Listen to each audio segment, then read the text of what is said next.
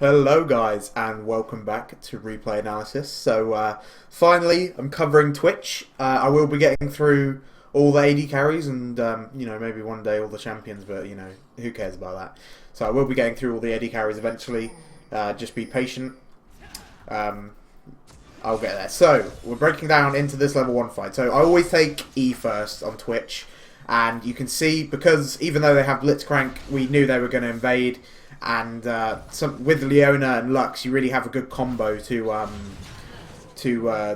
stun lock people like that. So I took my E first on Twitch because your W works off your E.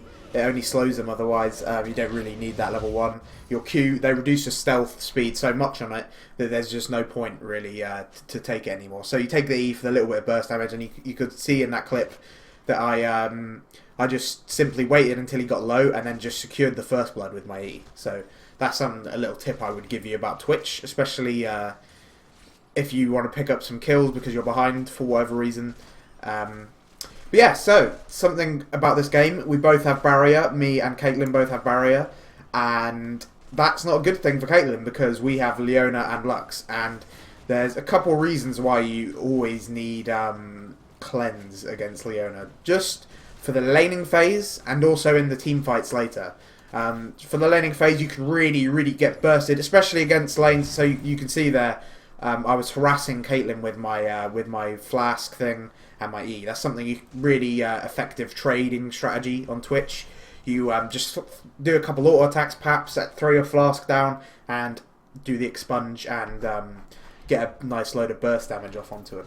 So what was I talking about? So you need cleanse against Leona just simply because in the laning phase she can land her ultimate, then land her EQ combo, and it's just too much damage to deal with like something bursty like Corki or Twitch or whatever.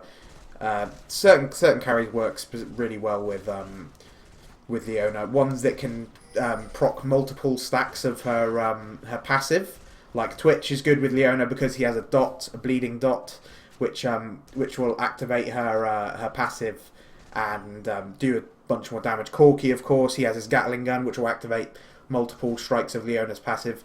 Whereas, say, Caitlyn isn't good with Leona because you can only auto attack at one time, or you can only hit one target one time with your Q or whatever. So let's just quickly talk about this gank. So I instantly go invisible to avoid getting screwed, but I wanted to like slow Caitlyn and stuff and start attacking them, and I got hooked by Blitz there. It shouldn't have been so obvious for me to get hooked there. And you can see Caitlyn put a nice trap down. If I hadn't quite flashed over that correctly, that could have messed me up like it is doing to my my support there. So they really wanted to go for me after that. I could have avoided all of this and just let them try and...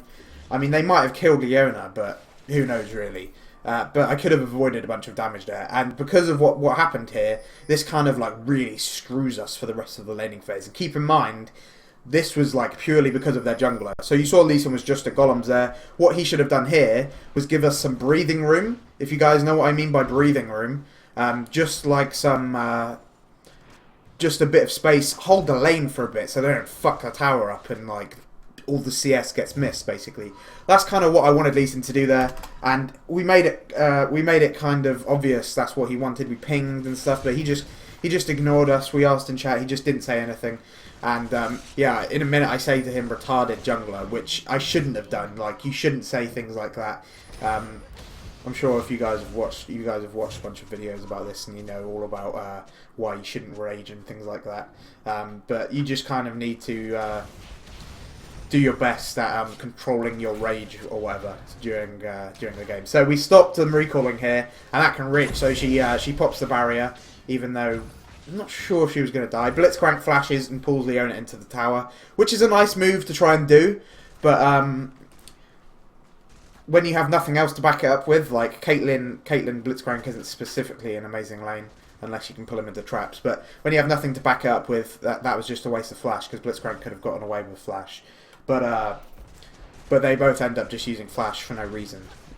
So when you do that, when two people end up using flash for each other, after that it then becomes whose jungler is better to take advantage of them using flash. If you kind of get what I mean by that. So I'm just waiting around here with Leona. I told her to go back because if she has less than half HP, and she hasn't brought the coming back into lane, then we're going to be at a disadvantage, of course. So the lane isn't going great for us so far. After that gank, it kind of put me behind in CS a bit in level. I'm only 10 CS behind because I was doing okay before, and of course I have that first blood still. So we're not doing too bad here, but Leona's hit 6. She understands our real strength against them here is at level 6. So I waited until she stunned Caitlyn. She gets the exhaust off. Caitlyn's like, holy shit, flashes. I activate my stealth to get some movement speed, but Blitzcrank unfortunately does slow me a bit. I still have my barrier left, whereas Caitlyn had used hers prior to this, when Leona engaged on her before. So I keep my barrier here, and unfortunately Nidalee starts coming down. I didn't actually activate my ulti before all this happened, and that was a big mistake I did. We could have killed Caitlyn a lot quicker. I could have got a bit more damage off onto Blitz perhaps, if I'd used my ulti a lot earlier. That was just a mistake. Yeah, I'm not the best Twitch player. That was a nice cue from Lee Sin actually, but whatever. I'm not the best Twitch player, but I'm decent, of course. You know, most AD carries it's just auto attacking, isn't it? You know, it's easy as fuck. But anyway. So I decided to get 2 Doran's Blades here because they have a Blitzcrank, and if I get grabbed and I don't have these Doran's Blades, I'm just fucked. I mean, I know you're fucked anyway, sort of, if you get grabbed, but if you have the Doran's Blades, it can possibly make you not as fucked as you would be. But yeah. So we still have this Leona ultimate, you know, potential because Caitlyn has barrier, no cleanse. And she also built really squishy. This is something else I want to go into. She also built really squishy. So unfortunately, we didn't have vision there until Leona engaged. So that was a big problem. She engaged and then decided to put a ward down to get vision, which was a bad idea. We shouldn't have really engaged. She shouldn't have really decided to engage like that. You know, me as an AD carry in situations like this, I don't really have a chance because I'm not the one engaging or making the plays or whatever. That's what the support and jungler do. So I couldn't really do much about that. That's just a death I sort of take on the chin because of my team. And you'll get those. You just have to accept them. That's all. Just like dying in real life, you have to accept it. It's the same thing. But anyway, I didn't buy anything. The CS is relatively similar. She's still about 10 ahead. So here I go invisible. I have to catch up with them a little bit. Leona, you see, she still has her ulti up because she didn't use it before. She lands a really nice ulti onto Caitlyn and she just gets completely obliterated. So that's once again the cleanse and the not having cleanse and building extremely squishy. You see, she doesn't have any Dorans, not even a vamp. So she's building extremely squishy and she doesn't have cleanse against Leona. I mean, even if you have cleanse sometimes and you build that squishy, you can still get bursted. So, unfortunately, our mid and our jungler had just gone back while this was all happening, so we literally get no support, and it's 4v2, and we managed to kill 2 of them because obviously they were low. So here, I do actually waste my barrier. I shouldn't have used it because there was no real way of me escaping from that situation. Like a level 11 Nidalee, I'm level 8.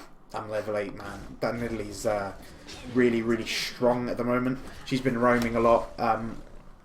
There wasn't quite, you know, it's really important for you to communicate when you're going back as well. That's something I would suggest to people. It's really important to communicate where you are. Remind your team constantly on the map all the time because the reason why things like this happen, why people engage and when at certain times, obviously we engaged there because they were low, but I don't think we would have engaged if we knew that was going to happen. Maybe we would have killed Caitlyn and then tried to get out of there, but yeah, I don't think we would have stayed to kill Zinchao as well, because I thought at that point, while that fight was happening, I thought we were going to kill them both and like get away with it, because it seemed like our jungler and mid was going to be there to back us up, but in reality they weren't. So that's all about you know, map awareness, knowing who's on the map, etc., things like that. So I open up with my W onto Caitlyn. Now I get exhausted by Blitz. He's knocking me up a bit. So Caitlyn, she has no cleanse, nothing. She's super squishy. Even with that, even with barrier there, she wouldn't have survived. She still just takes so much burst in such a short amount of time. we can still burst through her barrier. That's the kind of damage we do. So here I go out of it. This is like using Twitch's like unique stealth, then not really unique stealth mechanics, but just he is a stealth champion. Twitch is a stealth champion. He has that Q that's all about stealth. Of course, it's an 80 carry stealth item because it increases his attack speed. But what you see I did there was she was 1% life, one hit away. I flash and activate my ulti and pick her up. So that's just using Twitch's stealth mechanics really well. And of course, there was no AD carry to protect Blitzcrank, and he was quite low, and I pick up a double kill there. And that's just pretty much because Caitlyn didn't take cleanse. Like, these kills I'm getting because of that is because she didn't take cleanse. If she had taken cleanse, it's much more useful than barrier against like a Leona or a Lux. Lux as well is another reason for you to take cleanse. So it's much more useful, cleanses, against the Leona because you avoid a lot of potential damage rather than just trying to shield the damage you're going to get. So a full combo of Corki, Leona going onto someone, if they all hit everything correctly, is ridiculous amounts of damage. So I'm just doing a little bit of poke onto them. Unfortunately, they killed our turret. That's one advantage of going the super squishy thing. And another thing I just wanted to speak about in at least one of my videos, the reason why you shouldn't go Bloodthirster on Caitlyn. I'll pick this up in a second, so let's just talk about this a little bit. So rather than going onto their support here, I engage onto Caitlyn. And once again, Leona lands a really nice stun onto Caitlyn. She uses her barrier. Unfortunately, Leona gets pulled back a bit. But you see how useless that barrier was.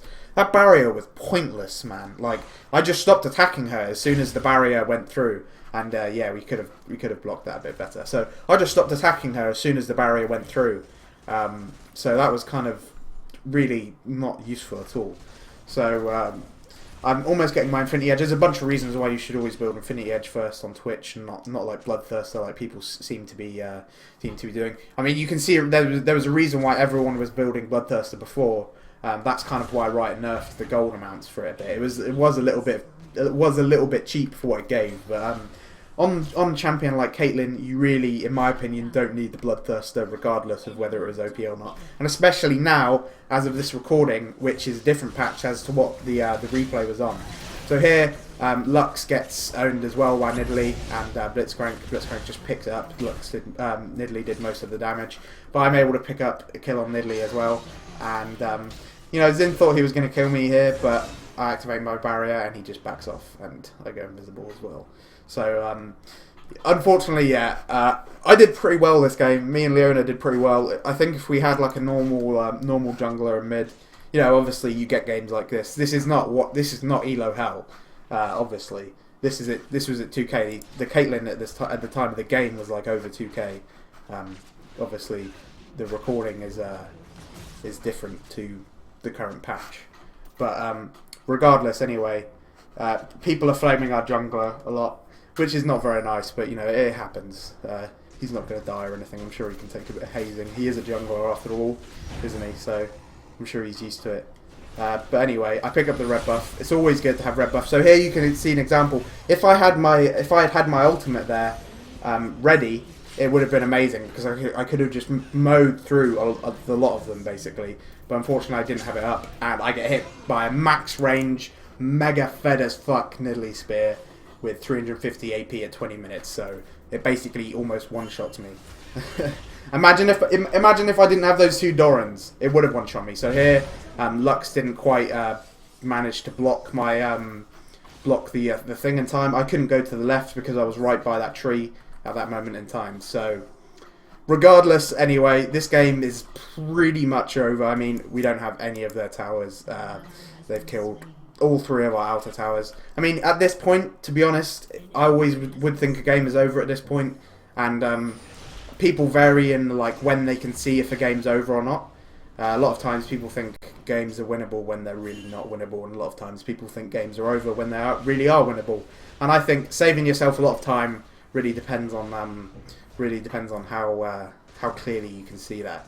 But at this point, you sort of have to estimate, like, based on how many tournaments you've watched or spectator replays you've watched, like if the game is going to be how much gold you're behind or whatever. So here, I just wanted to, like, even though there's no one else in our vision, and I just wanted to try and get a kill onto Caitlyn. It's a really bad idea, but I mean, sometimes you have to try and make ballsy plays to get ahead a bit. But this is just kind of stupid. Like at this point, it doesn't quite matter. But we did get the kill onto Caitlyn, and both of us died for it. Not obviously that's not worth it at this point in the game. But you know, you have to try sort of things like that to come back into the game. But anyway, that's it. It's over. I hope you enjoyed the commentary, guys, and please leave a like if you enjoyed the video, and I really want your feedback. Tell me what you liked, tell me what you didn't like, how can I improve this, and I'll see you next time.